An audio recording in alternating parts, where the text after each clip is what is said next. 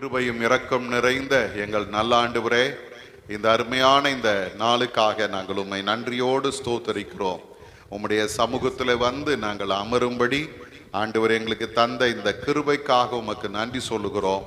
எத்தனையோ பேருக்கு கிடைக்காத பாக்கியமாய் உம்முடைய பாதத்தில் வந்து அமரவும், உம்மை ஆராதிக்கவும், உம்மை உயர்த்தவும் நீர் எங்களுக்கு கிருபை செய்திருக்கிறீர். உமக்கு நன்றி சொல்லுகிறோம் ஆண்டவரே. இந்த நேரத்தை எங்களுக்கு ஆசீர்வாதமாக மாற்றித்தாங்க ஆண்டவரே. நாங்கள் உம்முடைய வார்த்தைகளை தியானிக்கும் பொழுது கர்த்தர் எங்களோடு கூட நீர் இடைபடும்படியாய் ஜெபிக்கிறோம். எல்லா தடைகளை மாற்றும் ஆண்டவருடைய பிரசன்னம் எங்களை சூழ்ந்து கொள்ளட்டும் அப்பா.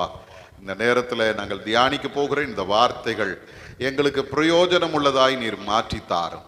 கண்மலையும் மீட்பரும் ஆகிய கர்த்தாவே, எங்களுடைய வாயின் வார்த்தையும் எங்களுடைய இருதயத்தின் தியானமும் உம்முடைய சமூகத்திலே பிரீதியாய் இருப்பதாக.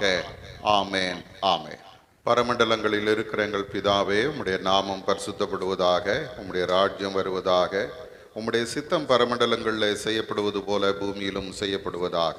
அன்றுள்ள ஆகாரத்தை எங்களுக்கு தாரும். எங்களுக்கு விரோதமாய் குற்றம் செய்கிறவர்களுக்கு நாங்கள் மன்னிக்கிறது போல எங்கள் குற்றங்களை எங்களுக்கு மன்னியும். எங்களை சோதனைக்கு பிரவேசிக்க பண்ணாமல் தீமையை ரட்சித்துக் கொள்ளும். ராஜ்யமும் வல்லமையும் மகிமையும் என்றென்றைக்கும் முடிவுகளே. ஆமேன், ஆமேன்.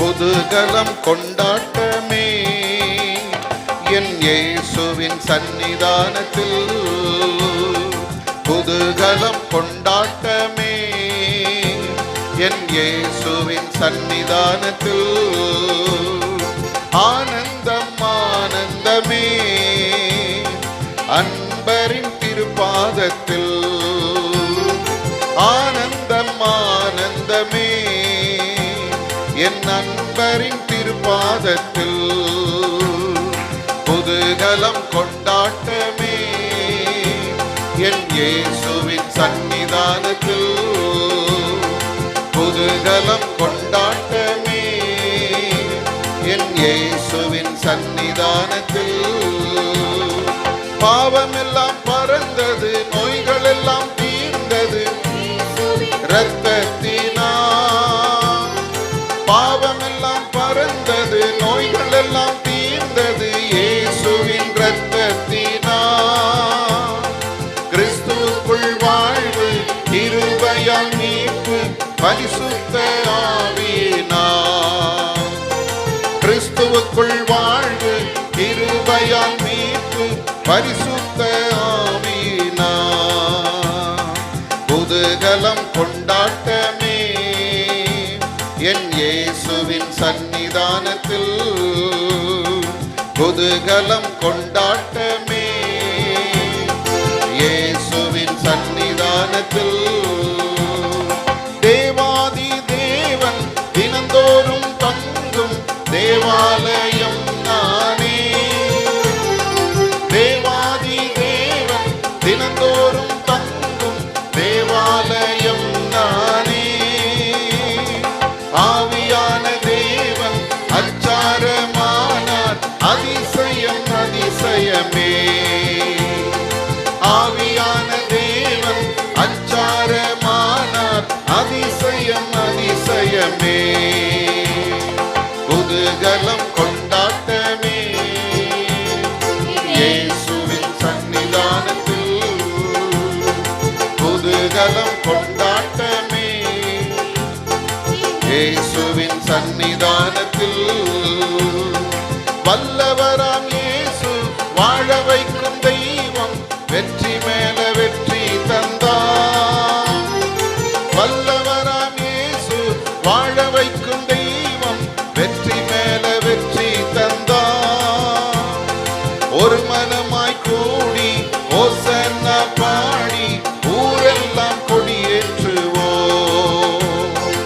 ஒரு மனமாய் கூடி ஓசன்னா பாடி ஊரெல்லாம் கொடியேற்றுவோம்.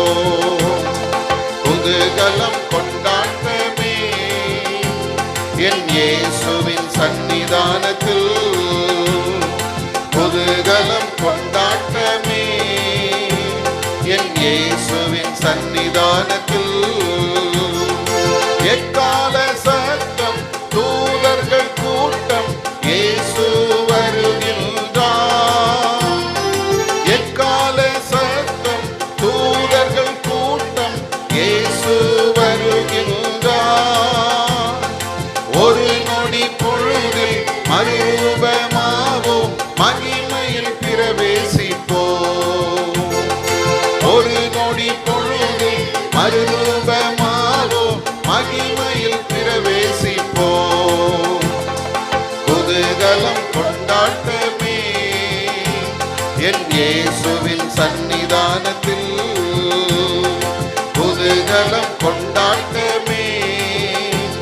என் இயேசுவின் சந்நிதானத்தில் ஆனந்தம் ஆனந்தமே, அன்பரின் திருப்பாதத்தில் ஆனந்தம் ஆனந்தமே, என் அன்பரின் திருப்பாதத்தில் குதூகலம் கொண்டாட்டமே, இயேசுவின் சந்நிதானத்தில் குதூகலம் கொண்டாட்டமே, என் இயேசுவின் சந்நிதானத்தில். நாம் நின்ற வண்ணமாகவே சற்று நேரம் கர்த்தரை துதித்து ஆராதித்து ஆண்டவருடைய வார்த்தைக்கு நாம் கடந்து செல்வோம். இந்த அருமையான இந்த நாளிலே ஆண்டவருடைய சமூகத்தை நோக்கி பார்க்க கர்த்தர் நமக்கு தந்திருக்கிற இந்த உன்னதமான கிருபைக்காக நாம் எல்லாரும் ஆண்டவரை நன்றியோடு ஸ்தோத்திரிப்போமா. ஹல்லேலூயா. ஸ்தோத்திர ஆண்டவரே, ஸ்தோத்திரப்பா. உம்மை துதிக்கிறோம் சுவாமி, உம்மை போற்றுகிறோம், உம்மை வாழ்த்துகிறோம். ஹல்லேலூயா, ஹல்லேலூயா, ஹல்லேலூயா. கர்த்தர் நம்மை நினைத்திருக்கிறார், அவர் நம்மை ஆசீர்வதிப்பார் என்று வேதம் சொல்லுகிறது போல கர்த்தர் நம்மை மட்டும் நினைத்து நினைவு கூர்ந்து நம்மை நடத்தி வந்திருக்கிறாரே, அதற்காக கர்த்தரை நன்றியோடு கூட ஸ்தோத்திரிப்போம். ஆண்டவர் நம்முடைய எல்லா சூழ்நிலையிலும் நமக்கு அவர் துணையாக இருந்தாரே, அதற்காக கர்த்தரை ஸ்தோத்திரிப்போம். ஹல்லேலூயா. வேதம் சொல்லுகிறது போல உன் தேவனாகிய கர்த்தராகிய நான் உன் வலது கையை பிடித்து பயப்படாதே உனக்கு துணை நிற்கிறேன் என்று சொல்லுகிறேன் என்று சொன்னது நல்ல ஆண்டவர் நமக்கு துணையாய் நின்று நம்மை நடத்தி கொண்டிருக்கிறாரே, அதற்காக கர்த்தரை ஸ்தோத்திரிப்போம். ஹல்லேலூயா, ஹல்லேலூயா. கர்த்தர் எல்லா சூழ்நிலையிலும் நமக்கு உதவி செய்கிற தேவனாய் இருக்கிறார், ஒத்தாசைகளை தருகிற தேவனாய் இருக்கிறார். வேதம் சொல்லுகிறது போல எனக்கு ஒத்தாசை வரும் பர்வதங்களுக்கு நேராக என் கண்களை ஏறெடுக்கிறேன், வானத்தையும் பூமியும் உண்டாக்கின கர்த்தரிடத்திலிருந்து எனக்கு ஒத்தாசை வரும் என்று வேதம் சொல்லுகிறது போல ஆண்டவர் நமக்கு ஒத்தாசை தருகிறவர், உதவி செய்கிறவர், நம்மோடு கூட இருக்கிறார். ஹல்லேலூயா, ஹல்லேலூயா. மனிதருடைய உதவி விருதா, பிரபுக்களை நம்புவதை விட கர்த்தரை நம்புகிறது நல்லது என்று வேதம் சொல்லுகிறதே. இந்த மாலை நேரத்தில் ஆண்டவருடைய சமூகத்தில் அவரை நம்பி வந்திருக்கிறோம். எல்லாரும் உள்ளத்தின் ஆழத்திலிருந்து சொல்லுங்க, கர்த்தாவே நான் உம்மையே நம்பி இருக்கிறேன் அப்பா. ஹல்லேலூயா. நம்முடைய எல்லா சூழ்நிலையும் அறிந்த ஒரு ஆண்டவரை நாம் நம்பி வந்திருக்கிறோம். அவர் நமக்காக யாவையும் செய்து முடிக்கிற கர்த்தர், நம்மோடு கூட இருக்கிறவர், நம்மை நடத்துகிறவர், நம்மை பாதுகாக்கிறவர், நம்மை பலப்படுத்துகிறவர். ஹல்லேலூயா. ஆண்டவருடைய வல்லமை உள்ள பிரசன்னம் நம்மோடு கூட இருக்கிறதுக்காக ஆண்டவரை ஸ்தோத்திரிங்க. ஹல்லேலூயா. வேதம் சொல்லுகிறது போல அவர் மேகத்தை மறைவுக்காக விரித்து இரவை வெளிச்சமாக்குகிறதுக்காக அக்கினியை தந்தார் என்று சொல்லுகிறதே. வேதம் சொல்லுகிறது போல இரவும் பகலும் அவருடைய ஜனங்கள் வழி நடக்க கூடும்படிக்கு கர்த்தர் மேக ஸ்தம்பமாய் அக்கினி ஸ்தம்பமாய் அவர்களோடு கூட கடந்து வந்தது போல ஆண்டவர் நம்மோடு கூட கடந்து வருகிறார். ஹல்லேலூயா. நம்மை பலப்படுத்துகிறவராய் பாதுகாக்கிறவராய் நம்மோடு கூட கடந்து வருகிறார்.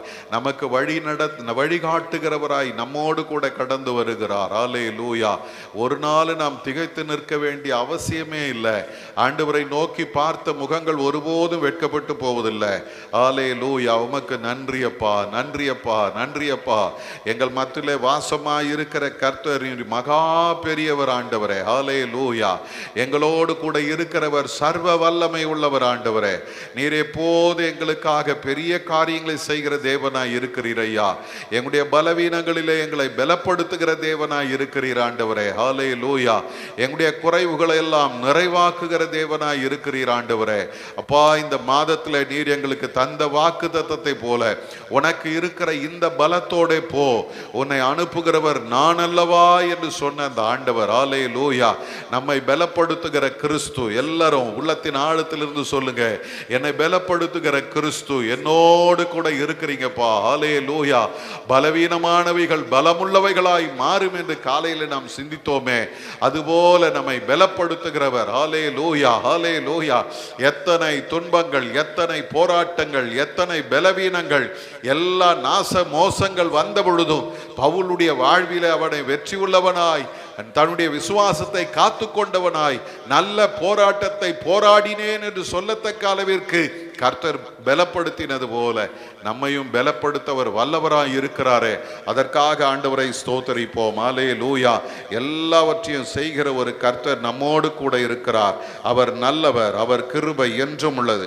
அல்லேலூயா. இந்த அருமையான இந்த நேரத்தில் ஆண்டவருடைய சமூகத்தில் நம்மை ஒரு விசை அர்ப்பணிப்போம். நம்முடைய எல்லா சூழ்நிலையும் அறிந்திருக்கிற ஒரு ஆண்டவர் நம்மோடு கூட இருந்து நம்மை நடத்துகிறவராய், நம்மை நடத்தி ஆசீர்வதிக்கிறவராய், நமக்காக யாவையும் செய்து முடிக்கிறவராய் நம்மோடு கூட இருக்கிறார். உம்மைத்தான் நம்பியிருக்கிறோ, உம்மையன்றி யாரும் இல்லையப்பா. உம்மைத்தான் நம்பியிருக்கிறோ, உம்மையன்றி யாரும் இல்லையப்பா. அற்புதம் செய்யுங்கப்பா எங்க வாழ்க்கையில, உம்மைத்தான் நம்பி இருக்கோம் ஏசப்பா. அற்புதம் செய்யுங்கப்பா எங்க வாழ்க்கையில, உம்மைத்தான் நம்பி இருக்கோம் ஏசப்பா. உம்மைத்தான் நம்பி இருக்கிறோ, உம்மையன்றி யாரும் இல்லையப்பா. சொல்லுங்க. உம்மைத்தான் நம்பி இருக்கிறோ, உம்மையன்றி யாரும் இல்லையப்பா. நீங்க தான் ஏதாவது செய்யணும் என்று எதிர்பார்த்து காத்திருக்கிறோ. நீங்க தான் ஏதாவது செய்யணும் என்று எதிர்பார்த்து காத்திருக்கிறோ. நீர் சொன்ன வார்த்தையை பிடித்துக் கொண்டு, நீர் சொன்ன வார்த்தையை பிடித்துக் கொண்டு உங்க முகத்தையே நோக்கி இருக்கிறோ, உங்க முகத்தையே நோக்கி இருக்கிறோ. அற்புதம் செய்யுங்கப்பா எங்க வாழ்க்கையில, உம்மைத்தான் நம்பி இருக்கோம் ஏசப்பா. அற்புதம் செய்யுங்கப்பா எங்க வாழ்க்கையில, உம்மைத்தான் நம்பி இருக்கோம் ஏசப்பா. உம்மைத்தான் நம்பி இருக்கிறோ, உம்மையன்றி யாரும் இல்லையப்பா. உம்மைத்தான் நம்பி இருக்கிறோ, உம்மையன்றி யாரும் இல்லையப்பா. நிந்தையும் அவமானமும் சகித்துக் கொண்டு உங்க செட்டை நிழலிலே வந்து நிற்கிறோ. நிந்தையும் அவமானமும் சகித்துக் கொண்டு உங்க செட்டை நிழலிலே வந்து நிற்கிறோ. நிச்சயமாய் செய்வீர் என்ற நம்பிக்கையில், நிச்சயமாய் செய்வீர் என்ற நம்பிக்கையில் உங்க கரத்தையே நோக்கி இருக்கிறோ, உங்க கரத்தையே நோக்கி இருக்கிறோ. அற்புதம் செய்யுங்கப்பா எங்க வாழ்க்கையில, உம்மைத்தான் நம்பி இருக்கோம் ஏசப்பா. அற்புதம் செய்யுங்கப்பா எங்க வாழ்க்கையில, உம்மைத்தான் நம்பி இருக்கோம் ஏசப்பா. உம்மைத்தான் நம்பி இருக்கிறோ, உம்மையன்றி யாரும் இல்லையப்பா. உம்மைத்தான் நம்பி இருக்கிறோ, உம்மையன்றி யாரும் இல்லையப்பா. அற்புதம் செய்யுங்கப்பா எங்க வாழ்க்கையில, உம்மைத்தான் நம்பி இருக்கோம் ஏசப்பா. அற்புதம் செய்யுங்கப்பா எங்க வாழ்க்கையில, உம்மைத்தான் நம்பி இருக்கோம் ஏசப்பா. உம்மைத்தான் நம்பி இருக்கிறோ, உம்மையன்றி யாரும் இல்லையப்பா. உம்மைத்தான் நம்பி இருக்கிறோ, உம்மையன்றி யாரும் இல்லையப்பா. எல்லாரும் ஆண்டவரை பார்த்து சொல்லுங்க, நீங்க தான்ப்பா ஏதாவது செய்யணும். அல்லேலூயா. நம்முடைய சூழ்நிலைகள், நம்முடைய எல்லா நிலைமைகளையும் அறிந்த ஒரு ஆண்டவர் நம்மோடு கூட இருக்கிறார். நமக்காக பெரிய காரியங்களை செய்கிறவர். அல்லேலூயா, அல்லேலூயா. அவர்கள் அவரை நோக்கி பார்த்து பிரகாசம் அடைந்தார்கள், அவர்கள் முகங்கள் வெட்கப்படவில்லை என்று வேதம் சொல்லுகிறது போல, இந்த மாலை நேரத்தில் அவரை நோக்கி பார்க்கிற நம்முடைய முகத்தை ஒருபோதும் வெட்கப்படுத்தாத ஒரு கர்த்தர் நம்மோடு கூட இருக்கிறார். அல்லேலூயா. நன்றி ஆண்டவரே, உம்மை நன்றியோடு ஸ்தோத்தரிக்கிறோம் அப்பா, உம்மை நன்றியோடு துதிக்கிறோம். அல்லேலூயா, அல்லேலூயா. இந்த அருமையான நேரத்திலும் வந்திருக்கிற உங்கள் யாவரையும் ஆண்டவராகிய இயேசு கிறிஸ்துவின் இனிதான நாமத்தினாலே வாழ்த்துகிறேன், வரவேற்கிறேன். ஆண்டவர் தாமே இந்த நாளுக்கும் இந்த நேரத்திற்கும் உரிய எல்லா ஆசீர்வாதங்களினாலும் உங்களை நிறைத்து வழி நடத்துவாராக. இந்த மாதத்தினுடைய வாக்குதத்தமாக நாம் சிந்திக்கிற வேத பகுதி நியாயாதிபதிகளின் புஸ்தகம் 6ஆம் அதிகாரம் 14வது வசனத்தை யாராகிலும் ஒருத்தர் வாசிங்க. நியாயாதிபதிகள் 6:14. அப்பொழுது கர்த்தர் கிதியோனை நோக்கி பார்த்து, உனக்கு இருக்கிற இந்த பலத்தோட போ, நீ இஸ்ரவேலை மீதியானியரின் கைக்கு நீங்களாக்கி ரட்சிப்பாய், உன்னை அனுப்புகிறவர் நான் அல்லவா என்றார். உனக்கு இருக்கிற இந்த பலத்தோட போ, உன்னை அனுப்புகிறவர் நான் அல்லவா. பிரியமானவர்களே, ஆண்டவர் நம்மை பலப்படுத்துகிற கர்த்தர். நம்ம இந்த மாதத்தில் தொடர்ந்து நாம் சிந்தித்து கொண்டிருக்கிறோம். அவர் பலப்படுத்துகிறவர். அவர் எவரையும் பலப்படுத்தவும் மேன்மைப்படுத்தவும் அவராலே ஆகும் என்று நாம் வாசிக்கிற வேத வசனம் சொல்லுகிறது. அப்போ ஆண்டவர் நம்மை பலப்படுத்துவாரானால், அவருடைய பலன் நமக்குள்ள இருக்குமானால், இந்த நாளில முதல் காலை ஆராதனையில நாம் சிந்தித்தது போல சிறையிருப்பு சிங்காசனமாக மாறும். அல்லேலூயா. சிறையிருப்பு சிங்காசனமாக மாறும். பொய்த்து போன கர்த்தருடைய வாக்குதத்தங்கள் எல்லாம் உயிர் பெற்று எழும்போம். 2வது நாம் பார்த்தோம். அதே போல 3வது நாம் தியானித்தோம். பலவீனமானவைகள் பலமுள்ளவைகளாக மாறும் என்று நாம் சிந்தித்தோம். அதன் அடிப்படையில் இந்த நாளில இந்த மாலை நேரத்தில் நாம் சிந்திக்கிற கர்த்தருடைய வசனம், இந்த மோசேயினுடைய வாழ்க்கை ஆண்டவர் நமக்கு முன்னால வைக்கிறார். இந்த மோசேயினுடைய வாழ்வை நாம் பார்ப்போமானால் அவனுடைய ஆரம்பம் அது ஆச்சரியமான ஒரு ஆரம்பம். காரணம் என்ன அப்படின்னு பார்த்தீங்கன்னா, அங்கே எகிப்தில் ராஜா மருத்துவச்சிகளுக்கு அவர் கட்டளை இடுகிறார். என்ன கட்டளை இடுகிறான்? எபிரேயருக்கு பிறக்கிற ஆண் பிள்ளைகள் எல்லாம் கொன்று போடுங்கள் என்று கட்டளை இடும் பொழுது இந்த மோசே மட்டும் அந்த கூட்டத்தில் காப்பாற்றப்படுகிறார். இந்த 2ஆம் அதிகாரத்தை நீங்கள் பார்ப்பீர்களானால், அவனுடைய தாய் அவனை 3 மாதம் வரைக்கும் ஒளித்து வைத்தாள். அதன் பிறகு அதை அப்படி மறைத்து வைக்க முடியாததுனால வேதம் சொல்லுகிறது, அவனை நாணல் பெட்டியில வைத்து அவனை நதியில விட்டு விட்டார். ஆனால் ஆண்டவருடைய பெரிய கிருபை என்ன அப்படின்னா, அந்த பிள்ளையை பார்வோனுடைய குமாரத்தி பார்க்கவும், அவள் அந்த பிள்ளையை எடுத்து வளர்க்கும்படி விரும்பவும், அந்த பிள்ளை அவனுடைய தாயின் இடத்திலேயே வளரவும், ஒரு குறிப்பிட்ட வயது வந்த பொழுது அந்த குழந்தையை அதனுடைய தாய் கொண்டு போய் பார்வோன் மகளிடத்தில் கொடுக்கிறாள். வேதம் சொல்லுகிறது, அந்த 10வது வசனத்தில், பிள்ளை பெரிதான போது அவள் அதை பார்வோனுடைய குமாரத்தின் இடத்தில் கொண்டு போய் விட்டாள், அவளுக்கு அவன் குமாரனானான் என்று சொல்லுகிறது.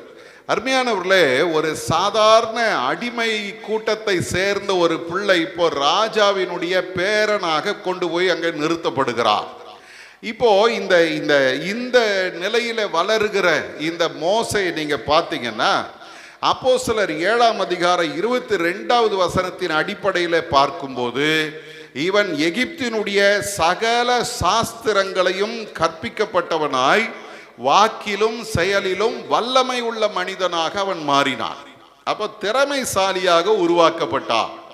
அருமையானவர்களே, இந்த மோசேயினுடைய வாழ்க்கையை நாம் பார்க்கும்போது, சாதாரண ஒரு அடிமையின் பிள்ளை இப்பொழுது ராஜா வீட்டில் வளர்றான். அதுவும் சகல சாஸ்திரங்களையும் கற்று நல்ல திறமை உள்ள மனிதனாய் வளருகிறார். இப்படி வளரும் போது பார்த்தீங்கன்னா, இந்த குழந்தைக்குள்ள ஒரு குணாதிசயம் வளர்கிறது. என்ன குணாதிசயம் பார்த்தீங்கன்னா, ஒரு முற்கோபம் ஒன்று இருக்குது. நான் என்கிற ஒரு அகந்தையின் எண்ணம் இருக்கிறது. நான் தான் எல்லாத்தையும் நியாயமாய் செய்வேன் என்கிற ஒரு சுய நீதி அவனுக்குள்ள இருக்கிறது. நீங்க இதை வேதத்துல வாசிப்பீர்களானால் அந்த 3ஆம் அதிகாரத்துல, யாத்திராகமத்தின் புஸ்தகத்துல 2ஆம் அதிகாரம் 11வது வசனத்தை நீங்கள் பார்க்கும்போது 2 பேர் சண்டை போடுறாங்க. ஒரு எபிரேயனோ ஒரு எகிப்தியனோ சண்டை போடும்போது இவன் என்ன பண்றான் பாருங்க, அந்த எகிப்தியனை அடித்தான், கொன்று பள்ளம் தோண்டி புதைச்சிட்டான். பைபிள் அப்படித்தான் சொல்லுகிறது. அவனை என்ன பண்ணானா மணலிலே புதைத்து போட்டான் என்று சொல்லுகிறது. என்ன ஏதுன்றதெல்லாம் அங்க இல்லை. அங்கும் இங்கும் பார்த்து ஒருவனும் இல்லை என்று அறிந்து எகிப்தியனை வெட்டி அவனை மணலிலே புதைத்தான். அப்போ ஒரு முற்கோபம், என்ன ஏதுன்னு விசாரிக்கிறதெல்லாம் கிடையாது, என்ன நடக்குதுன்னு தெரியாது. ஆனா ஒரு கொலையும் செய்து விட்டான். அடுத்த நாள் நடக்கிறது, அது வேதம் சொல்லுகிறது. மறுநாளிலும் அவன் வெளியே போகும்போது 2 இஸ்ரவேலர்கள் எபிரேயர்கள் சண்டை போடுறாங்க. இப்போ அவனுக்குள்ள இருக்கிற ஒரு எண்ணம் என்ன தெரியுமா, அவனுடைய சகோதரர்களா இருந்தாலும் நான் இவர்களுக்கு நியாயம் செய்யணும், தன்னைத்தானே ஒரு தலைவனாக உயர்த்தி வைத்தான். அப்ப இந்த இடத்துல நாம் பார்க்கிறோம், இவனுக்குள்ள ஒரு தற்பெருமை, சுய நீதி இவனுக்குள்ள இருக்கிறது. நான் இவர்களுக்கு நியாயம் விசாரிக்கிறவன். இன்னைக்கு அருமையான தேவஜனமே, இந்த மோசேயினுடைய வாழ்க்கையை நீங்க பார்த்தீங்கன்னா, அவன் முற்கோபம் உள்ளவனாய் இருந்தான், அதே போல சுய நீதி உள்ளவனாய் இருந்தான், தன்னைத்தானே தலைவனாக உயர்த்தி கொண்ட ஒரு நிலையில இப்ப இவருடைய சூழ்நிலை வெளிப்படுகிறது. வேதம் சொல்லும் போது இந்த இடத்துல நாம் பார்ப்போமானால் 14வது வசனத்தின் கடைசி பகுதி சொல்லுது, அப்பொழுது மோசே காரியம் நிச்சயமாக வெளிப்பட்டது என்று பயந்தான். இப்போ இந்த நடக்கிற சம்பவம் என்ன தெரியுங்களா, இவன் தன்னுடைய இந்த அரண்மனை வாழ்க்கையை விட்டு அவன் தப்பி ஓடினான். ஓடின இடம் என்ன அப்படின்னு பார்த்தீங்கன்னா, அவன் மீதியானியர்கள் அந்த இடத்துல போய் தங்கிவிட்டான். அருமையான தேவஜனமே, இப்போ பார்த்தீங்கன்னா ஒரு 40 வருஷம் ஆண்டவர் இந்த கொலை, கோபம், தற்பெருமை, தன்னுடைய சுய நீதி என்று ஒரு பெரிய ஒரு வாழ்க்கை பில்டப் பண்ணி வாழ்ந்தார் பாருங்க. இந்த குறைவான வாழ்க்கையை கர்த்தர் இப்பொழுது அவனுக்குள்ள இருந்து மாற்றுகிறார். ஒரு 40 வருஷம் அவனை ஆண்டவர் புடமிடுகிறார். அவனுடைய வாழ்க்கையில இருந்த கோபத்தை ஆண்டவர் தடித்து போடுகிறார். சுய நீதியை கர்த்தர் அவனிடத்தில் இருந்து எடுத்து போடுகிறார். பெருமையை கர்த்தர் அவனிடத்தில் இருந்து எடுத்து போடுகிறார். இன்னைக்கு அருமையானவர்களே, பல நேரங்களிலே நமக்கு தெரியாமலே நாம் செய்கிற ஒரு பெரிய பலவீனமான காரியம் என்ன தெரியுமா, பெருமை, கோபம், சுய நீதி. நான் நல்லவன், மற்றவங்கெல்லாம் அயோக்கியங்க, நான் எப்பவுமே நியாயம்தான் பேசுவேன், நான் எப்பவுமே கரெக்டாக தான் இருப்பேன். இந்த எண்ணம் யாருக்குள்ள இருக்கிறதோ, உண்மை சொல்ல வேண்டுமானால் வேதத்தின் அடிப்படையில் அவர்கள் பலவீனர்கள். அப்படிப்பட்ட ஒரு பலவீனமான மனிதனை கர்த்தர் இப்போ வனாந்தரத்துல உருவாக்குறாரு. அதுவும் எங்க இருந்து பயிற்சி கொடுக்கிறார் தெரியுமா, ஆடுகளை மேய்க்க வைத்து பயிற்சி கொடுக்கிறார். அவங்களுக்கு இப்போ இந்த மோசையினுடைய வாழ்க்கையை பார்த்தீங்கன்னா, மனிதர்களை பார்த்து சுயநீதியை பார்த்தவன், மனிதர்களிடத்துல கோபத்தை வெளிப்படுத்தினவன். ஆட்டுக்கிட்ட கோபம் வெளிப்படுத்த முடியுமா? ஒரு பைசாவுக்கு பிரயோஜனம் இருக்காது. இப்ப அவர் என்ன பண்றாரு தெரியுங்களா, தன்னுடைய குணத்தை மாற்றிக்கொள்கிறான். அவனுடைய குணம் மாறுகிறது, அவனுடைய சூழ்நிலைகள் மாறுகிறது. 40 வருஷம் முடிஞ்சு இப்போ ஆண்டவர் அவனை திரும்பவும் தன்னுடைய சித்தத்திற்கு எடுக்கும் போது, நீங்க வேதத்தை வாசி பார்த்தீங்கன்னா, யாத்திராகமம் 3ஆம் அதிகாரத்துல இந்த மோசை ஆண்டவர் அழைக்கிறார். இஸ்ரவேல் புத்திரரை நீ எகிப்திலிருந்து கானானுக்கு கொண்டு போகும்படி நான் உன்னை அனுப்புகிறேன், வா என்று ஆண்டவர் அழைத்த பொழுது, மோசையினுடைய வாழ்க்கையில ஒரு பெரிய மாற்றத்தை நாம் பார்க்கிறோம். பெருமை கொண்ட ஒரு மனிதனாக, கோபம் கொண்ட ஒரு மனிதனாக, சுயநீதி உள்ள ஒரு மனிதனாக, தன்னைத்தானே தலைவன் என்று எண்ணிக்கொண்ட ஒரு மனிதனாக இருந்தவன் இப்ப அப்படியே தலைகிழம் மாறிட்டான். அவனை குறித்து வேதம் சொல்லுகிறது 11வது வசனத்துல பாத்தீங்கன்னா, அந்த மோசே ஆண்டவரிடத்துல சொல்லும் போது என்ன சொல்றார் தெரியுமா, பார்வோன் இடத்துக்கு போகவும் இஸ்ரவேல் புத்திரரை எகிப்திலிருந்து அழைத்து வரவும் நான் எம்மாத்திரம். இதே வார்த்தையை ஒருவேளை 40 வருஷத்துக்கு முன்னால ஆண்டவர் மோசையின் இடத்துல சொல்லி இருந்தா மோசை என்ன பண்ணியிருப்பான் தெரியுமா? உடனே பட்டயத்தையும் ஈட்டியும் எடுத்துக்கிட்டு வாங்க ஐயா போயிட்டு வந்துருவோம் அப்படின்னு கிளம்பி இருப்பான். ஆனா இப்ப கர்த்தர் அவனை பண்படுத்தி அவனிடத்தில் இருக்கிற அந்த குறைவுகள் எல்லாம் மாற்றி இப்ப ஆண்டவர் ஒரு புது மனிதனாய் அவனை நிறுத்துகிறார். அவன் சொல்றான், நான் எம்மாத்திரம். நல்லா கவனிங்க, பைபிள் சொல்லுது தன்னைத்தானே தாழ்த்துகிறவன் தான் உயர்த்தப்படுவான். அல்லேலூயா. அவன் சாதாரண மனிதன் என்பதை உணரும்படி கர்த்தர் அவனை நடத்தினார். பலவீனங்கள் அல்ல, கோபம், முற்கோபம், சுயநீதி, மேன்மை எல்லாம் இப்போ முற்றிலுமாய் மாறி முதல்ல சொல்றான் நான் எம்மாத்திரம். 13வது வசனத்துக்கு வந்தீங்கன்னா அங்க என்ன சொல்றான் தெரியுங்களா? அவருடைய நாமம் என்ன என்று அவர்கள் என்னிடத்தில் கேட்டால் நான் அவர்களுக்கு என்ன சொல்லுவேன்? எகிப்தினுடைய எல்லா சாஸ்திரங்களையும் கற்று தேர்ந்தவன் இப்ப சொல்றான் எனக்கு ஒன்றும் தெரியாது. அல்லேலூயா. இன்னைக்கு அருமையான தேவஜனமே, ஆண்டவருடைய சமூகத்தில் கற்றுக்கொள்ளுகிறவர்கள் தான் உயர்த்தப்படுவாங்களே தவிர எனக்கு எல்லாம் தெரியும்னு சொல்றவன் ஒரு நாள் உயர்த்தப்படுவது கிடையாது. இந்த மோசே சொல்றான், எனக்கு ஒன்றும் தெரியாதப்பா, நான் எம்மாத்திரம், நான் உம்முடைய நாமத்தை அறியவில்லை. அடுத்தது அதே போல நீங்க தொடர்ந்து வாசிங்கன்னா 4ஆம் அதிகாரத்தில் 1வது வசனத்தில் சொல்றான், அவர்கள் என்னை நம்ப மாட்டார்கள், அவர்கள் என்னை நம்ப மாட்டார்கள். 40 வருஷத்துக்கு முன்னால இதே மோசே கிட்ட நீங்க கேட்டிருந்தீங்கன்னா நான் தான் இவர்களுக்கு தலைவனாக போகிறேன், நான் இவர்களை நடத்த போகிறேன் நினைச்சவன் இப்போ சொல்றான் என் ஜனங்களே என்னை நம்ப மாட்டார்கள். அல்லேலூயா. நல்லா கவனிச்சு பாருங்க, மோசேனுடைய வாழ்க்கை எப்படியெல்லாம் மாறுகிறது. கர்த்தர் ஒரு மனிதனை சரிபடுத்தி தம்முடைய சித்தம் செய்ய நடத்தி கொண்டிருக்கிறார். அல்லேலூயா. நான் இதை அப்படி யோசிக்கும் போது இப்படியோ போட்டிருக்கிறேன், கொலையும் கோபமும் தற்பெருமையும் நிறைந்த ஒரு மனுஷன் இப்ப சாந்த சொரூபியா மாறி போயிட்டார். எப்படி மாறிட்டாரு? சாந்த சொரூபியா மாறிட்டார்.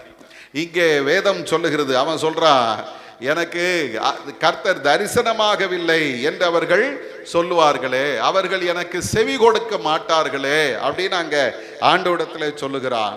அதை தொடர்ந்து நீங்க பார்த்தீங்கன்னா அதே 10வது வசனத்தில் 4ஆம் அதிகாரம் 10வது வசனத்தில் சொல்றான், மோசே கர்த்தரை நோக்கி, ஆண்டவரே இதற்கு முன்னாவது தேவரீர் உமது அடியேனோடு பேசினதற்கு பின்னாவது நான் வாக்கு வல்லவன் அல்ல, நான் திக்குவாயும் மந்தனாவும் உள்ளவன், எல்லாம் தெரியும்னு சொன்னவன் இப்ப என்ன சொல்ற தெரியுமா?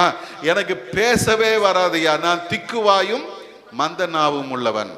நல்லா கவனிங்க, இந்த மோசையை தான் கர்த்தர் எடுத்து பயன்படுத்துகிறார்.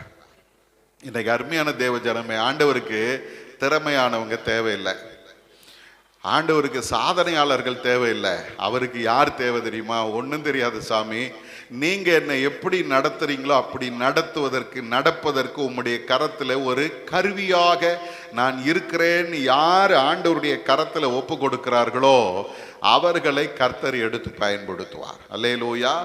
இப்ப பாருங்க, மோசேயின் இடத்துல இருந்த அந்த முற்கோபம் மாறி போச்சு, அவனுக்குள்ள இருந்த தற்பெருமை மாறி போச்சு, சுயநீதி மாறி போச்சு, அவனுடைய கொலை வெறி தனம் மாறி போச்சு, எல்லாம் மாறி போனவன் இப்போ நான் எம்மாத்திரம்னு சொல்றான், எனக்கு உம்மை தெரியாத ஆண்டவரேன்னு சொல்றான், என்னை அவர்கள் நம்ப மாட்டார்கள்னு சொல்றான், எனக்கு வாக்கில நான் வல்லவன் அல்ல, எனக்கு பேசவே தெரியாது அப்படின்னு சொல்றான். இப்படிப்பட்ட இந்த மனிதனை கர்த்தர் பயன்படுத்தும் போது என்னாகமம் 12ஆம் அதிகாரம் 3வது வசனம் சொல்லுகிறது, பூமியில் உள்ள சகல மனிதரிலும் மிகுந்த சாந்த குணம் உள்ளவனாக மோசே இருந்தான். ஒரு அல்லேலூயா சொல்லுங்க. அல்லேலூயா. இந்த மோசேயினுடைய சாந்த குணத்தை ஆண்டவர் எப்படி ஒப்பிட்டு சொல்றார் தெரியுங்களா? இந்த உலகத்தில் உள்ள பூமியில் உள்ள எல்லாரை விட இவன் சாந்த குணம் உள்ளவன். இதே ஒரு 40 வருஷத்துக்கு முன்னால மோசே கேட்டிருந்தா இருக்கிறதுலே கோபக்காரை வந்தாங்க அப்படின்னு சொல்லியிருப்பாங்க, இருக்கிறதுலே கொலகாரை வந்தாங்க அப்படின்னு சொல்லியிருப்பாங்க. ஆனா இப்போ அவனுடைய வாழ்க்கை மாறுகிறது. பிரியமானவர்களே, நம்முடைய ஆண்டவர் யார் தெரியுமா? நம்முடைய குணாதிசயங்களை மாற்றி தம்முடைய மகிமையினாலே நம்மை நிரப்புகிற தேவன்.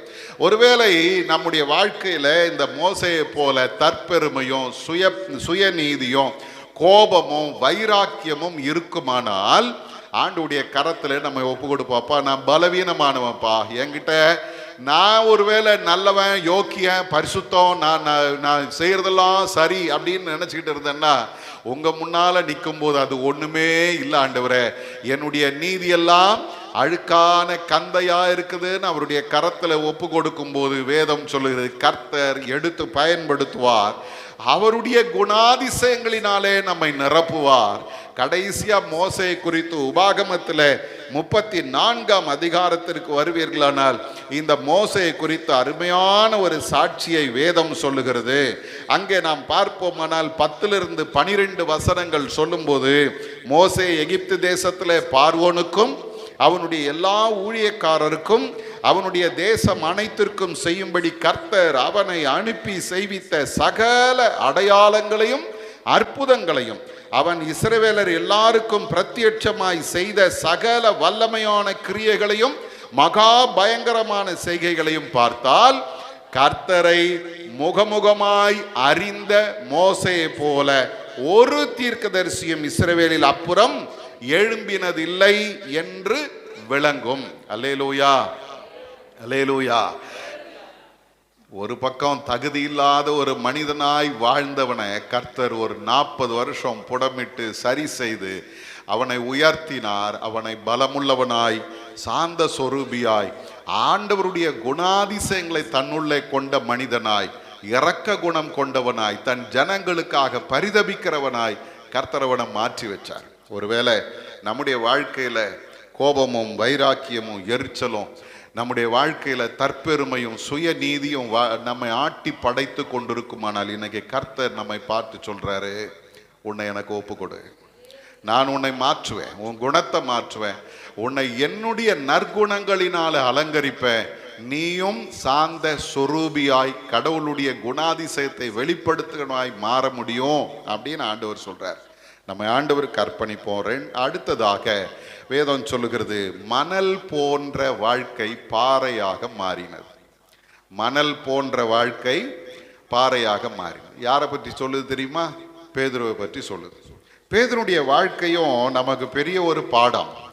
இந்த பேதுரு நம்ம எல்லாருக்கும் தெரியும், கொஞ்சம் முந்திரி கொட்ட குணம், எப்பவுமே துடுக்கா பேசிடுவாரு, துடுக்கா செயல்படுற ஆளு. நான் இந்த பேதுருவை குறித்து அப்படி பார்க்கும்போது, பேதுருடைய வாழ்க்கையில எப்பவுமே 2 காரியம் ஒண்ணா நடந்துகிட்டே இருக்கும். நீங்க முதல்ல பார்க்கும்போது பேதுரு ரொம்ப பெரிய சிறந்த ஆள் மாதிரி தெரிவார், திடீர்னு பார்த்தா ஒன்றும் இல்லாமல் நிற்பார். இந்த இடத்துல நாம் பார்க்கும்போது ஆண்டவர் இந்த பேதுருவை தன்னுடைய ஊழியத்திற்காக தன்னுடைய சீஷனாக கர்த்தர் அழைத்தார். ஆனால் இப்போ பார்த்தீங்கன்னா இந்த இயேசுவோடு இருந்த பேதுருடைய வாழ்க்கையில கூட அவன் ஒரு குறைவுள்ள மனிதனாக இருந்தான். பேதுரு அப்படின்றது பெட்ரோஸ்ன்னு பேரு, பெட்ராஸ் அப்படின்ற அந்த கிரேக்க வார்த்தைக்கு பாறைன்னு பேரு. ஆனால் இவருடைய வாழ்க்கை எப்படி இருந்துச்சு தெரியுமா? பாறை மாதிரி கடினமாய் உறுதியான ஒரு வாழ்க்கை இல்லை, ஒரு மணல் போன்ற ஒரு வாழ்க்கை வாழுறார். என்ன நடக்குது பாருங்க. முதல்ல மத்தேயின் சுவிசேஷம் 14ஆம் அதிகாரத்தில் 28 - 30 வசனங்களை நீங்க பார்த்தீங்கன்னா நம்ம எல்லாருக்கும் தெரிந்த ஒரு பகுதி. இயேசு கடலின் மேல் நடந்து வந்தார். கடலின் மேல் நடந்து வந்தார். ஜனங்க, இந்த சீஷர்கள் பயந்தாங்க. எல்லாம் கரெக்டு தான். இப்போ இயேசு அவங்கள பார்த்து சொல்றாரு, நான் தான், பயப்படாதிருங்கள் என்று சொன்ன பொழுது இந்த பேதுரு உடனே இயேசுவை பார்த்து கேட்ட ஒரு கேள்வி என்ன தெரியுமா? 28வது வசனத்துல பாருங்க. ஆண்டவரே, நீரேயானால் நான் ஜலத்தின் மேல் நடந்து உம்மிடத்தில் வர கட்டளையிடும் என்றார். ஆண்டவரையே கேட்கிறான். ஆண்டவரே, நீர்தான் ஆனால், நான் தான் அப்படின்னு முதல் வசனத்துல சொல்றாரு. இவன் கேட்கிறான், நீரேயானால் நான் ஜலத்தின் மேல் நடந்து உம்மிடத்தில் வர கட்டளையிடும். அடுத்த வசனம் சொல்லுது, வா என்றார். இப்போ பேதுருவை பார்த்தீங்கன்னா விசுவாசத்தோட கடல்ல இறங்கினார். அல்லேலூயா. இறங்கினாரா? விசுவாசம் இல்லாம இறங்க முடியுமா? இல்லை. அப்போ அவர் தான் என்னை கூப்பிட்டுட்டாரு அப்படின்னு இறங்கிட்டாரு. இப்ப நடக்கும்போது, கடல் மேல நடக்கும்போது சந்தேகத்தோட அமிழ ஆரம்பித்தான், அல்லது பயத்தோட அமிழ ஆரம்பித்தான். விசுவாசம் ஒரு பக்கம் அப்படி என்ன சொல்றது, மற்ற சீஷர்களை விட அதிகமாக இருந்து விசுவாசத்தோட கடல்ல இறங்கிட்டா, நடக்கும்போது பாத்தீங்கன்னா இப்போ பயம் வந்து விட்டது. பயந்து அவன் அமிழத் தொடங்கினான் என்று வேதம் சொல்லுகிறது.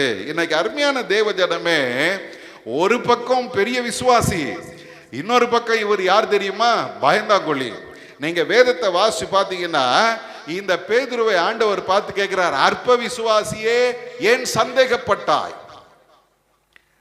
கடல்ல இறங்கும் போது தைரியமான ஆளு, கடல்ல இறங்கும் போது அவர் விசுவாசி, இறங்கின பிறகு எப்படி மாறிட்டாரு? அற்ப விசுவாசியா மாறிட்டார். நிறைய நேரங்கள்ல நம்ம வாழ்க்கையில அப்படிதான்.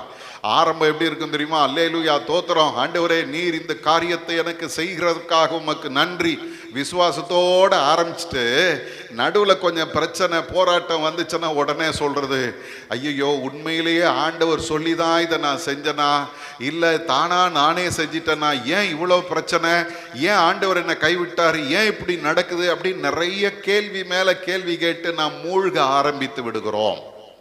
அப்போ பேதுரு யார் தெரியுமா? ஒரு மணல் போன்ற வாழ்க்கை. பார்க்கறது குன்று மாதிரி தான் இருக்குது, காலை வச்சா அது உள்ள போயிடுது, மணல் போன்றது. அடுத்தது ஒரு சம்பவத்தை நாம் பார்க்கிறோம். மத்தேயின் சுவிசேஷம் 16ஆம் அதிகாரத்தில் பார்த்தீங்கன்னா 16வது வசனத்தை நீங்க வாசிக்கும் பொழுது, இயேசு அதுக்கு முந்தின வசனம், நீங்கள் என்னை யார் என்று சொல்லுகிறீர்கள் அப்படின்னு கேட்கிறார். எல்லாம் அமைதியா இருக்கிறான். சீமோன் பேதுரு பிரதியுத்தரமாக இயேசுவை பார்த்து சொல்றார், நீர் ஜீவனுள்ள தேவனுடைய குமாரனாகிய கிறிஸ்து என்றார். அருமையான ஒரு விசுவாச அறிக்கை. நீர் ஜீவனுள்ள தேவனுடைய குமாரனாகிய கிறிஸ்து, நீர் அபிஷேகம் பண்ணப்பட்டவர், தேவனுடைய குமாரன். அந்த தேவன் யார்? ஜீவனுள்ள தேவன். அருமையான விசுவாச அறிக்கை பண்ணாரு. இப்போ உடனே ஆண்டவர் அவனை புகழறார். 17வது வசனத்தில் சொல்றாரு, யோனாவின் குமாரனாகிய சீமோனே, நீ பாக்கியவான், மாம்சமும் இரத்தமும் இதை உனக்கு வெளிப்படுத்தவில்லை, பரலோகத்தில் இருக்கிற என் பிதா இதை உனக்கு வெளிப்படுத்தினார். அடுத்தது சொல்றாரு, மேலும் நான் உனக்கு சொல்லுகிறேன், நீ பேதுருவாய் இருக்கிறாய், அதாவது பாறையாய் இருக்கிற, இந்த கல்லின் மேல் என் சபையை கட்டுவேன், பாதாளத்தின் வாசல்கள் அதை மேற்கொள்வதில்லை. அவனுக்குள்ள இருந்த அந்த தேவ வெளிப்பாடு எப்படி சொல்லுதுன்னா, ஆண்டவர் சொல்றாரு, நீ பாறையா இருக்கிறாய், உன் மேலே என் சபை கட்டுவேன், பாதாளத்தின் வாசல்கள் அதை மேற்கொள்ளாது. அவ இப்ப சீஷர்களுக்கு நடுவுல கொஞ்சம் அப்படி தேவனுடைய தரிசனத்தை அல்லது தேவனுடைய வார்த்தையை பெற்ற, வெளிப்பாடை பெற்ற ஒரு பெரிய மனுஷனா பேதுரு நிக்கிறாரு. ஆனா அடுத்த 2 வசனத்துக்குள்ள அவருடைய நிலைமை மாறி போச்சு. இப்ப ஆண்டவருடைய வேதம் என்ன சொல்லுது தெரியுங்களா? நீங்க தொடர்ந்து வாசிங்கன்னா அந்த 22, 23வது வசனங்கள்ல வரும்போது இயேசு தம்முடைய மரணத்தை குறித்து பேசுறார். 21வது வசனத்துல சொல்றாரு, நான் தாம் எருசலேமுக்கு போய் மூப்பராலும் பிரதான ஆசாரியராலும் வேதபாரகராலும் பல பாடுகள் பட்டு கொலை உண்டு 3ஆம் நாளில் எழுந்திருக்க வேண்டும் என்பதை தம்முடைய சீஷர்களுக்கு சொல்ல தொடங்கினார். சொல்லி முடிக்கல, சொல்ல தொடங்கினார். உண்மையிலேயே தேவனுடைய வெளிப்பாடை பெற்ற ஒரு மனுஷனா இருந்திருந்தா இந்த பேதுரு அப்ப என்ன பண்ணிருக்கணும் தெரியுமா? அமைதியா வாயை மூடிட்டு உட்கார்ந்து இருக்கணும். ஆமா உண்மைதான், ஆண்டவராகிய இயேசு கிறிஸ்து இதற்காகத்தான் இந்த உலகத்துல வந்தாரு, இப்படித்தான் அவர் மரிக்க போகிறார், அதைத்தான் அவர் பேசுறாரு, ஆகவே இதுல நம்ம ஒண்ணுமே சொல்றதுக்கு இல்ல, நம்ம அமைதியா இருந்திருக்கணும். ஆனா இப்ப பாருங்க, தேவ வெளிப்பாட்டை பெற்ற அந்த மனுஷன் இப்ப மனுஷனுடைய சிந்தைக்கு உள்ள வந்து விட்டான். இவ என்ன சொல்றான் தெரியுங்களா? பேதுரு அவரை தனியே அழைத்து கொண்டு போய், அடுத்த 22வது வசனத்தில் சொல், தனியே அழைத்து கொண்டு போய், ஆண்டவரே இது உமக்கு நேரிடக்கூடாதே, இது உமக்கு சம்பவிப்பது இல்லை என்று அவரை கடிந்து கொண்டான். வாயை மூடிட்டு அமைதியா, சும்மா கண்டதை வளரக்கூடாது, இப்படியெல்லாம் உங்களுக்கு வரக்கூடாது. கொஞ்சம் யோசிச்சு பாருங்க. இப்போ நடந்தது என்ன தெரியுமா? இயேசு அவனை பார்த்து சொல்றாரு, திரும்பி பேதுருவை பார்த்து, எனக்கு பின்னாக போ சாத்தான். கொஞ்ச நேரத்துக்கு முன்னாலதான் புகழப்பட்டார். எப்படி புகழப்பட்டார்? இது தேவன் உனக்கு தந்த வெளிப்பாடு, நீ பாறையாயிருக்கிறாய், புகழப்பட்ட பேதுரு இப்ப என்ன சொல்லப்படுறான் தெரியுமா? சாத்தானேன்னு சொல்லப்படுறான். அப்போ கொஞ்ச நேரத்துக்கு முன்னால தேவ சிந்தை அவனுக்குள்ள இருக்கிறது, திடீர்னு அவனுடைய சிந்தை மனுஷ சிந்தையாய் மாறிவிட்டது. ஒரு நிலையில்லாத வாழ்க்கை வாழ்கிற மனுஷன். அல்லேலூயா. அது மாத்திரமல்ல, 26ஆம் அதிகாரத்துக்கு வந்தீங்கன்னா அங்கே இயேசு பேதுருவிடத்துல சொல்றாரு, எல்லாரும் என்ன மறுதலிப்பாங்க, எல்லாரும் என்னை விட்டு போயிடுவாங்கன்னு சொல்லும்போது, இடரல் அடைவார்கள்னு சொல்லும் பொழுது 26ஆம் அதிகாரம் 33வது வசனத்துல பேதுரு சொல்ற வார்த்தை என்ன தெரியுமா? அங்க என்ன சொல்றாரு பாருங்க. பேதுரு அவருக்கு பிரதியுத்தரமாக, உமது நிமித்தம் எல்லாரும் இடரல் அடைந்தாலும் நான் ஒரு காலும் இடரல் அடைய. பேதுருக்குள்ள இப்ப ஒரு சுயம் தலை எடுக்குது. என்ன சொல்லுது தெரியுமா? நான் இடரல் அடைய மாட்டேன், எல்லாரும் இடரல் அடைந்தாலும் நான் இடரல் அடைய மாட்டேன். உடனே ஆண்டவர் சொல்றாரு, இயேசு அவனை நோக்கி 34வது வசனத்துல, இந்த ராத்திரியில சேவல் கூவுகிறதுக்கு முன்னே நீ என்னை 3 தரம் மறுதலிப்பாய் என்று மெய்யாகவே உனக்கு சொல்லுகிறேன்னு சொல்றாரு. இப்போ அது வாய் மூடிட்டு இருந்திருக்கலாம். இப்போ என்ன சொல்றாரு பாருங்க. அதற்கு பேதுரு, நான் உம்மோடே மரிக்க வேண்டியதா இருந்தாலும் உம்மை மறுதலிக்க மாட்டேன் என்றார். நல்லா கவனிங்க. இந்த 26ஆம் அதிகாரம் ஆரம்பத்துல இவர் சொல்றாரு, நான் மறுதலிக்க மாட்டேன், நான் இடரல் அடைய மாட்டேன். ஆனா அதே 26ஆம் அதிகாரம் கடைசிக்கு வந்தீங்கன்னா 58லிருந்து 75 வசனங்களை நீங்க வாசிக்கும் பொழுது, பேதுரு 3 முறை கிறிஸ்துவை மறுதலித்தான். தெரியாதுன்னா சத்தியம் பண்ணா, சபித்தான், எல்லாம் பண்ணி முடிச்சிட்டான். கொஞ்சம் யோசிச்சு பாருங்களேன். பேதுருடைய வாழ்க்கை ஒரு நிலையா நிக்கல. திடீர்னு அங்க அப்படியே மேல போகும், திடீர்னு பாதாளத்துல கிடக்கும். திடீர்னு தேவ சிந்தை கொண்ட மனுஷனா இருப்பான், திடீர்னு மனுஷ சிந்தை கொண்ட மனுஷனா இருப்பான். திடீர்னு நான் உமக்காக எதையும் சகிக்க ஆயத்தம்னு சொல்லுவான். திடீர்னு பார்த்தா தன்னுடைய வாழ்க்கையில ஒரு பயம் வந்த உடனே இயேசுவை தெரியாது என்று மறுதலித்தான். ஆனா ஒண்ணு தெரிஞ்சுங்க, அந்த பலவீனமான மனிதனை கர்த்தர் தம்முடைய ஆவியினாலே நிரப்புகிறார். அப்போஸ்தலர் 1:8 சொல்லுது, கர்த்தர் பரிசுத்த ஆவி உங்களிடத்தில் வரும்போது நீங்கள் பலனடைவீர்கள், சாட்சிகளாக இருப்பீர்கள் சொன்னார் இல்லையா? இப்போ நீங்க 2ஆம் அதிகாரத்திலிருந்து தொடர்ந்து பார்த்தீங்கன்னா இயேசு சொன்ன வார்த்தை பேதுருவிடத்திலே நிறைவேறினது. அல்லேலூயா. முதல் பிரசங்கம் திருச்சபை அதாவது தெரிந்து கொள்ளப்பட்ட ஜனங்களுக்கு நடுவுல பேதுரு பேசின பிரசங்கம் 3000 பேர் ரட்சிக்கப்பட்டார். அல்லேலூயா. அருமையானவர்களே, அதை தொடர்ந்து நம்ம பார்த்தோம்னா பேதுருனுடைய வாழ்வு அநேகருக்கு ஆசீர்வாதமாய் மாறினது. அற்புதங்களும் அடையாளங்களும் நடந்தது. இப்போ அவன் வாழ்க்கையில ஏற்ற இறக்கங்கள் இல்லை, அவன் ஒரு பாறையாகவே மாறினான். திருச்சபையின் அஸ்திபாரமாய் கர்த்தர் அவனை நிறுத்தினார். எனக்கு அருமையான தேவ ஜனமே, ஒருவேளை நம்முடைய வாழ்க்கையிலும் கூட திடீர்னு ஆவிக்குரிய மனிதர்களாய் வாழ்கிறோம், திடீர்னு உலக பிரகாரமான மனிதர்களாய் மாறிவிடுகிறோம், திடீர்னு பரிசுத்தவான்களா இருக்கிறோம், திடீர்னு நம்முடைய வாழ்க்கை ஒன்றில்லாத பாவத்துல கிடக்குது. ஆண்டவரே, ஒரு நிலையில்லாத ஒரு கிறிஸ்தவ வாழ்க்கை வாழ்கிறேன், நான் பலவீனமானவன் என்று நாம் நினைப்போமானால் இன்றைக்கு கர்த்தர் உங்களை என்னையும் பார்த்து சொல்றாரு, உன்னை பாறையாய் மாற்றுவதற்கு நான் வல்லமை உள்ளவர். அல்லேலூயா. பாறையாய் மாற்றுவதற்கு வல்லமை உள்ளவர். வேதத்துல மட்டுமல்ல, கிறிஸ்தவ திருச்சபை சரித்திரத்தை நீங்க வாசி பார்த்தீங்கன்னா கர்த்தருக்கு தன்னை அர்ப்பணித்த எல்லாரையும் கர்த்தர் தம்முடைய திருச்சபையின் அஸ்திபாரங்களாய் மாற்றினார், பாறைகளாய் மாற்றினார். அவர்கள் மூலமாய் சபைகள் உருவாக்கப்பட்டது. அவர்கள் மூலமாய் லட்சக்கணக்கான மக்கள் கர்த்தரை அறிந்து கொள்வதற்கு ஏதுவாய் மாறினர். ஒண்ணுமே இல்லாதவர்களை கூட கர்த்தர் எடுத்து பயன்படுத்தினார். அல்லேலூயா. அடிக்கடி நான் யோசிக்கிற ஒரு காரியம் உண்டு. டாக்டர் பில்லி கிரஹாம் அவருடைய பைபிள் காலேஜ் காலங்களில் அவர் ஒரு பெண்ணை காதலிச்சாராம். அப்போ அந்த பெண்ணிடத்தில் அவர் கேட்டாராம், உன்னை திருமணம் செய்து கொள்ள விரும்புகிறேன். அந்த பெண் அவரை பார்த்து சொன்னாலாம், எனக்கு ஒரு நோக்கம் இருக்கு, என்னன்னா பெரிய பணக்காரனை தான் நான் கல்யாணம் பண்ணேன், உன்னை மாதிரி பரதேசியா நான் கல்யாணம் பண்ணிக்கிட்டு ஊழியக்காரனை கல்யாணம் பண்ணிட்டு கஷ்டப்படுறதுக்கு நான் விரும்பல.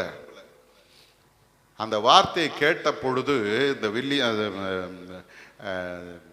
பில்லி கிரஹாம் அவர் என்ன பண்ணாரா, அவருடைய காலேஜ் லான்ல புல் தரையில தன்னால எவ்வளவு வேகமா ஓட முடியுமோ ஓடி அப்படியே முகங்குப்புற விழுந்தாராம். விழுந்து ஆண்டவரை பார்த்து சொன்னாராம், இப்படி நான் அவமானப்பட வேண்டுமா ஆண்டவரே? உம்முடைய ஊழியத்திற்கு நான் வந்தேனே, எனக்கு ஏன் இந்த அவமானம்? அழுதாராம், புலம்பினாராம். ஆனா ஆண்டவர் என்ன பண்ணார் தெரியுங்களா?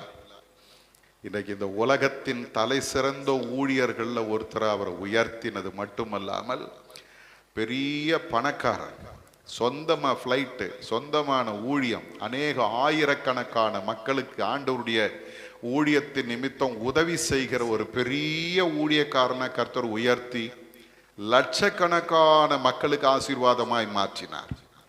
அவரால் முடியாதது ஒன்றும் கிடையாது. டிஎல் மூடி ஆண்டவர்கிட்ட ஒரு நாள் சொன்னார், ஆண்டவரே, உம்முடைய சித்தத்திற்கு என்னை முழுமையாய் அர்ப்பணிக்கிறேன், நீர் என்னை எடுத்து பயன்படுத்துகிறதை இந்த உலகம் பார்க்கட்டும்னு ஒப்பு கொடுத்தாரா? டிஎல் மூடியை உலகம் முழுவதும் கர்த்தர் பயன்படுத்தினார், லட்சக்கணக்கான மக்களுக்கு ஆசீர்வாதமாய் மாற்றினார்.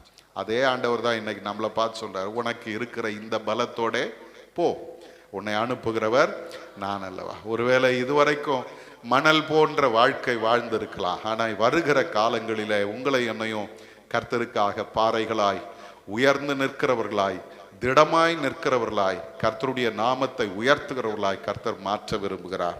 2 பேரை பார்த்தோம். ஒருத்தன் முற்கோபி, கொலைகாரன், தற்பெருமையும் சுய நீதியும் கொண்ட மனிதனாய் அவன் வாழ்ந்தாலும், அப்படிப்பட்ட மனிதனை தம்முடைய சாயலாய் மாற்றி தம்முடைய ஊழியக்காரனாய் தம்முடைய ஜனங்களுக்கு ஒரு விடுதலையாளனாய் கர்த்தர் மாற்றினார், சாந்த சொரூபியா மாற்றிட்டார்.